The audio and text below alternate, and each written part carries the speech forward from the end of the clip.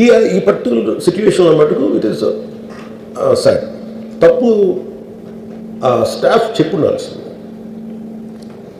ఇప్పుడు అలాంటి ఇప్పుడు ఆయన ఆలోచన ఎక్కడ కూర్చొని సినిమా చూస్తున్నారు తెలియలేదు.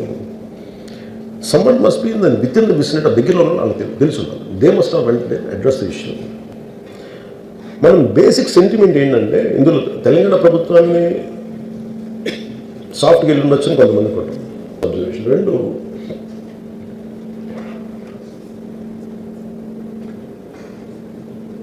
అడిక్వేట్ అరేంజ్మెంట్ చేసుకుని ఉండాల్సింది. ఒకసారి అభివాదం చేయకపోతే ఏమైపోద్ది అంటే, I'm trying to be as objective as I can be. ఒకసారి అభివాదం చేయకపోతే ఏమైపోద్ది అంటే మీరు కావాలని అది సెలబ్రేట్ చేసుకున్నట్టు కాదు. ఒకసారి లోపల ఏం జరిగిందో ఇప్పుడు ఈ రూమ్లో జరిగింది మనం అందరికీ తెలుసు, బయట ఉన్న 10,000 మందికి తెలియదు. నేను వెళ్ళకపోతే మళ్ళీ పొగడను కూడా.